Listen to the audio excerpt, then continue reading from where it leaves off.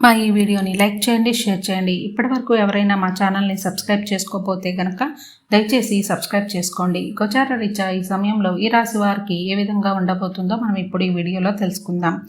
అలాగే ఈ వీడియోని చివరి వరకు చూడండి. గోచార రీత్యా ఈ సమయంలో ఈ రాశి వారికి సానుకూలంగా ఉండబోతుంది. ఈ రాశి వారికి ఇంటా బయట అనుకూల పరిస్థితులు ఉంటాయి. వృత్తి ఉద్యోగాలలో మీ మాటకు చేతకు విలువ పెరుగుతుంది. సామాజికంగా గౌరవ మర్యాదలు పెరుగుతాయి.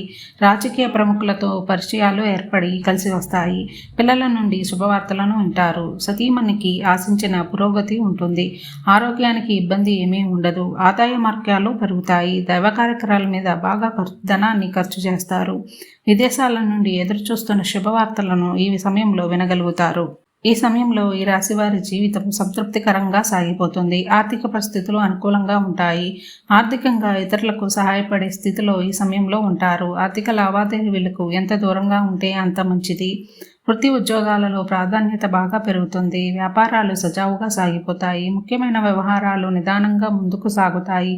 కుటుంబ జీవితంలో అన్యోన్యత సామరస్యం బాగా పెరుగుతాయి. ఈ రాశి స్త్రీలకి చూసుకుంటే కనుక ఈ రాశి స్త్రీలకి కుటుంబపరంగా, ఆరోగ్యపరంగా, ఆర్థిక పరంగా అన్ని విధాలుగా బాగుంటుంది. విద్యార్థులకు కూడా ఈ సమయంలో కలిసి వస్తుంది. ఈ రాశి వారికి మరింత శుభ ఫలితాలు కలగాలి అనుకుంటే ఇష్ట దేవతారాధనను చేయండి, కలిసి వస్తుంది. ఇలాగే ప్రతిరోజు మీ రాశి ఫలాలు తెలుసుకోవాలి అనుకుంటే మా ఛానల్ని సబ్స్క్రైబ్ చేసుకోండి.